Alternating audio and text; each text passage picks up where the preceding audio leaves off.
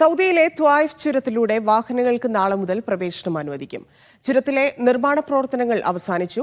മക്കയെയും ത്വായിഫിനെയും ബന്ധിപ്പിക്കുന്ന പ്രധാന ചുരമാണ് അൽഖദ ചുരം. നിശ്ചയിച്ചതിൽ നിന്നും 10 ദിവസം മുന്നെയാണ് നിർമ്മാണ പ്രവർത്തനങ്ങൾ പൂർത്തിയാക്കുന്നത്. മക്കയെയും ത്വായിഫിനെയും ബന്ധിപ്പിക്കുന്ന തിരക്കേറിയ റൂട്ടാണ് അൽഖദ ചുരം. ഇതുവഴിയാണ് റിയാദിലേക്കുള്ള പാതയും പോകുന്നത്.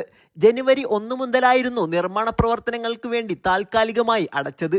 നേരത്തെ റമദാൻ 1 മുതൽ വാഹനങ്ങൾക്ക് പ്രവേശനം അനുവദിക്കുമെന്നായിരുന്നു അധികൃതർ അറിയിച്ചിരുന്നത്. നാളെ മുതൽ വാഹനങ്ങൾക്ക് ഈ വഴി യാത്ര ചെയ്യാം.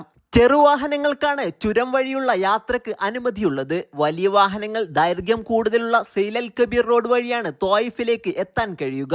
ഹദ ചുരം നിർമ്മാണ പ്രവർത്തനങ്ങളുടെ ഭാഗമായി സെയ്ലൽ കബീർ റോഡിൽ വലിയ വാഹനങ്ങൾക്ക് നിയന്ത്രണങ്ങൾ ഏർപ്പെടുത്തിയിരുന്നു. റോഡിലെ സുരക്ഷയും ഗുണനിലവാരവും മെച്ചപ്പെടുത്തുന്നതിന്റെ ഭാഗമായിരുന്നു അറ്റകുറ്റപ്പണികൾ. വിനോദസഞ്ചാരികൾ ഉൾപ്പെടെ ഈ റോഡാണ് പ്രധാനമായും ഉപയോഗിക്കാറുള്ളത്. Sabith Saleem, media 1, Jeddah.